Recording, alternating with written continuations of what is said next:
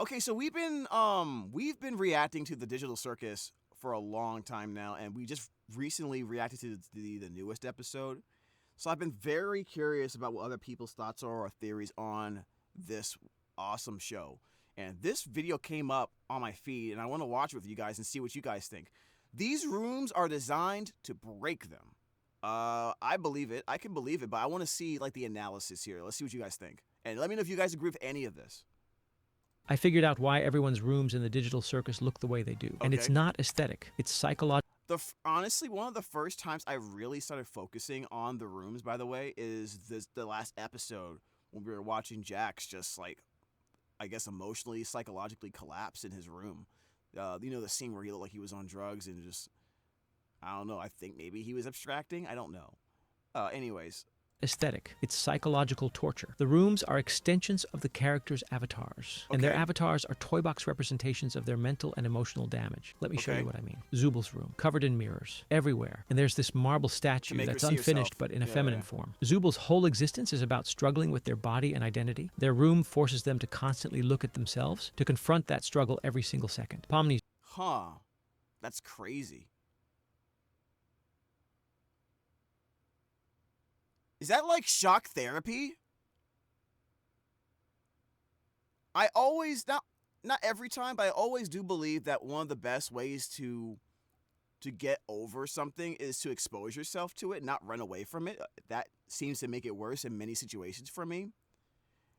Even if it's like bit by bit, you know what I mean? So maybe that's what it is. Maybe... Oh my God! What if this Digital Circus situation is like some very weird like trauma center? You know what I mean? For people who have very like extreme cases of trauma and trying to help them get over it by putting them in this situation. Room. Designed to make her feel small, and we've seen throughout the series, Pomni hates being infantilized, high-posted bed she needs to climb into, a dresser over double her height, a vanity mirror that requires a step stool. The blocks in her room are unusually big. Everything makes her feel tiny and childlike, the exact thing she's insecure about. So we've established the pattern. Rooms mirror mental states. Now let's get to the big one, Jax's room. Pink, purple, soft, decorations that look like they belong to a little kid, stereotypically feminine and childish. Now there's... Exactly. Although I want to point this out, there's nothing wrong with having a room like this and just being masculine as hell. You know, maybe not exactly like this because it's more leads more on the childish side. But what I'm saying is like obviously you see the plushies in the back, like I've never had an issue with like liking cute things in my life for some reason. You know what I mean? I guess for some reason it bothers other people a lot more. Maybe it's just their environment, but. I never thought that me, like, for example, liking plushies in the back. I have a lot more plushies, by the way. I have them packed away because I just don't feel like having them all over the place when I want to, like, get out of here, basically. But, and, you know, just to have less stuff to move. But for some people, I guess, you know, they keep this locked in. They don't let people see this because they feel like it, you know, they might get made fun of or something, you know? Two ways to interpret this. Theory 1. Jax is insecure about his masculinity. Yep. Remember how upset he got wearing that maid outfit? To be fair, I would too. I don't know, like, you can't, like, if you'd have put me in a maid outfit, I would be pissed the hell off. I would not like that, all right? I don't need none of y'all seeing my legs. He freaked out about being perceived as feminine. But theory 2 makes more sense to me. Jax's main conflict is wanting to be the boy who never grew up. His confirmed age is 22. He's a young adult thrown into the real world. He wants constant control like an immature person would. He freaks out and hits the red button to avoid consequences he'd face in real life. His room screams toddler. Is that why he hit the button in episode 7? And the newest episode? He was afraid of the consequences of his actions? So he's stuck there. Wait, I thought he wanted to escape. I don't know if you know what? That's a good point. I don't know if he wants to escape, guys. I don't know if Jax wants to escape now that I think about it. But he's obviously not happy being there. Downward spiral incoming. Room more than girl's room. No flowers, no unicorns. It looks like a little kid's room. Yeah. Someone who refuses to... to grow up, and that tracks with everything about Jax. He avoids responsibility, causes chaos, doesn't want to face adult consequences. Yep. When Zooble asks, "Isn't there someone waiting for you outside?" his reaction isn't just sad. It's different. There's something he's not ready to face. Staying in the circus means he never has to grow up. The maid dress freakout, it's because it was out of his control. Once the initial freakout was over, he mellowed out. It's not about the dress. It's about the control. Jax's room isn't mocking him for being feminine. It's mocking him for being childish. For refusing to be an adult. These rooms are specifically designed to be uncomfortable, to mock their deepest insecurities. Yeah. Zooble stares at themselves constantly. Pomni feels infantilized. Jax is surrounded by reminders he's acting like a child. But here's the massive question. Who designed these rooms this way? Was it Kane? Because I feel like... I don't think it was... I don't know if it was Kane, guys. I don't know if Kane designed the rooms. Also, have we seen everyone else's rooms yet? Because I would love to see an analysis on that. Kane can't access their rooms without permission. Really? An entire kingdom of candy sounds sticky. Their rooms are places of true personal privacy. What if these rooms are automatic system features that even Kane doesn't have authority over? The circus itself creates these rooms based on mental states and insecurities. And Kane can't change them. He's trapped by the circus just like everyone else. That's my theory. My theory is that Kane is trapped there too. Okay? I don't think Kane is an AI. I think he's assisted by AI. And maybe he's given the impression or the belief that he controls the system, or that he at least has some... I don't even think he believes he controls the system. Because sometimes he gives... I think he just follows the rules of the system, and that as long as he's doing stuff within the rules, it seems like he's omnipotent. But everyone has a boss. Okay? And this was made by a company, right? CNA? Right?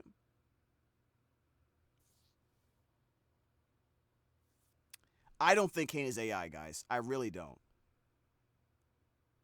If that's the case, what is his version of these personal rooms for him?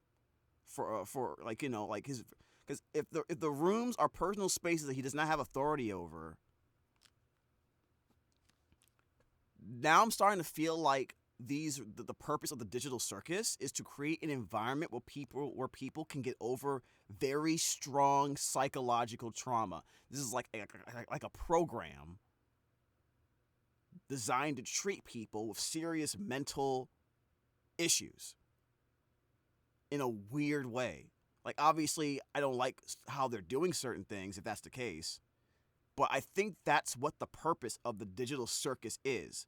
A program created by a company to put people, with their consent, I don't think they remember that, but I think with their consent, into this environment to help them get over very strong psychological trauma and emotional or mental stress issues, illness, whatever you want to say. Right?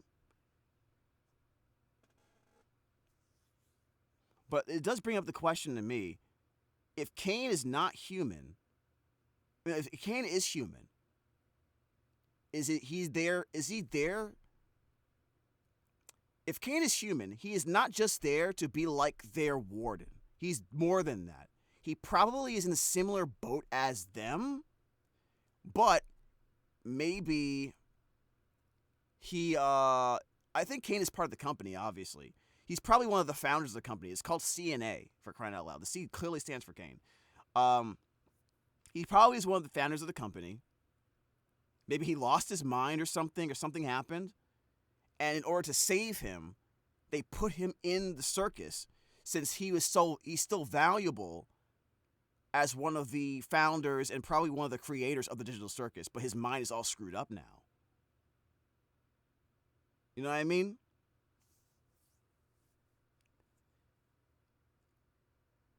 He might be crazy, but he still understands the world, even despite his insanity. So they use that to help moderate the circus with AI support. He clearly isn't the end-all be-all, because if that was the case, he'd be able to access their rooms.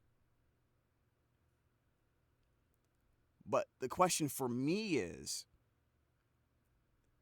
if we have a room like that for Jax and Pomni and everyone else, what room is like that for Kane? I don't think we've seen that room yet. I don't think we've seen that room yet. It's possible that the room from the last episode, episode 7, is that room. I just don't want to believe it. But it did have a Willy Wonka-esque feel to it. I want to believe that it's not that room. That was created specifically for the bit of that episode. For the adventure. Like, all that is created for the adventure.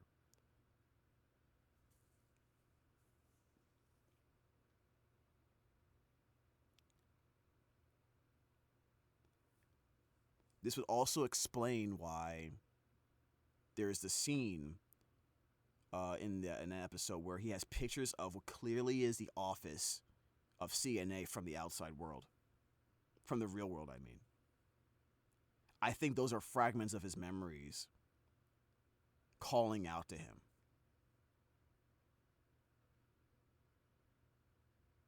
You know what I mean? That's what I think. People don't like when people say Kane is a human because Gooseworks said he was AI when asked. Look, it might be true that he is AI. It also is true, and it happens a lot, people will say things to answer questions in a way to deliberately distract them, or they'll say it in a way to where if you were to really analyze it, you would see maybe Gooseworks maybe have. I have a feeling that if I was to look at that exact response, that it could be interpreted in a way that maybe it's saying that that Kane is human, but he what is human? You know what I mean? What is human in that context? Right? Like for example,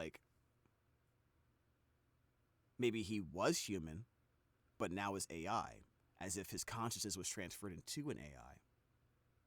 Like, that's one interpretation. You know what I mean? Gooseworks saying that Kane is human doesn't give enough information.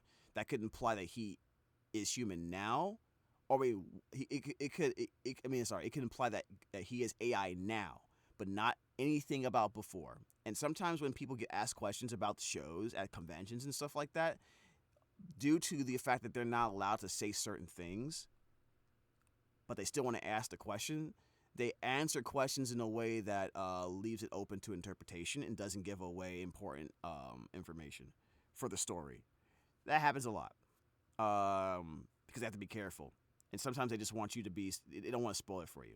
So I think it's quite possible that Kane at least was human at one point. Okay? Anyways.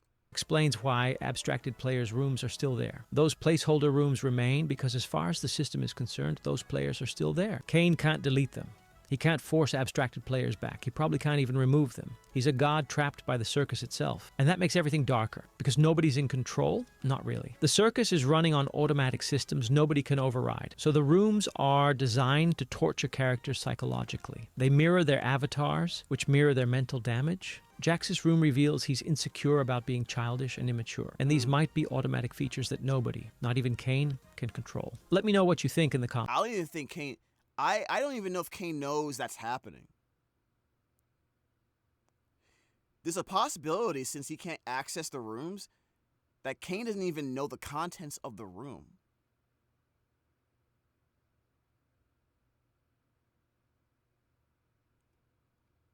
Which means there's a possibility that if there is a way to escape, the clues are probably in those rooms. Maybe. Or it's in Kane's room. I want to see what Kane's room really is. I don't know if that's really Kane's room, bro. I really don't know. Kane forced Jax to press the button. Oh, we have to look at that. We have to look at that video. All right, thank you so much for watching. This is very interesting analysis here by BlipBlop. Very good analysis here. I really enjoy it. Like, comment, subscribe, hit the bell notifications, and I'll see you next time. Take care of yourself and happy holidays.